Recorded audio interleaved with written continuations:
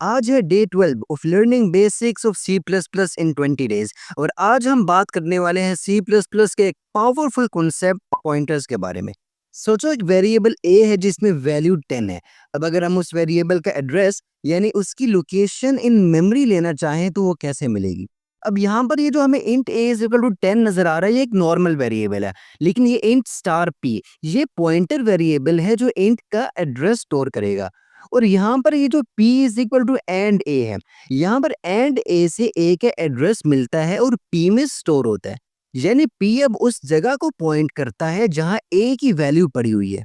अब बात करते हैं how to print address and value with pointer. अगर हम पिछले एग्जाम्पल को कंसीडर करें और P को प्रिंट करें तो हमारे पास सिंपली आउटपुट आएगा A का एड्रेस, यानी कि P को प्रिंट करने से हमारे पास एड्रेस ऑफ A प्रिंट होगा। इसी तरह अगर हम स्टार पी को प्रिंट करते हैं तो हमारे पास आउटपुट आएगा 10, क्योंकि यहाँ पर स्टार पी का मतलब है डी रेफरेंसिंग, यानी पॉइंटर से उस एड्रेस की वैल्यू उठाना। यानी कि अगर स्टार पी ए के इक्वल है और अगर आप star p is equal to 10 लिखो तो ए की वैल्यू भी 10 हो जाएगी, क्योंकि पॉइंटर उसी मेमोरी लोकेशन को मॉडिफाई कर रहा है।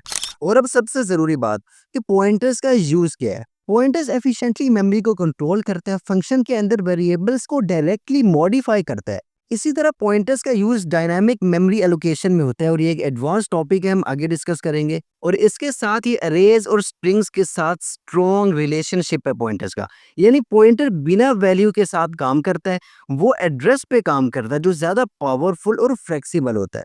अब तक हमने डे 1 से डे 12 तक सी प्लस प्लस के कुछ बेसिक टॉपिक्स कवर किए, लेकिन कल से हम स्टार्ट करेंगे ऊप्स और अगले 8 दिन हम सिर्फ और सिर्फ ऊप्स पढ़ेंगे। यानी कि अब हम ऊप्स के बेसिक कॉन्सेप्ट से लेकर उसको डीपली समझेंगे।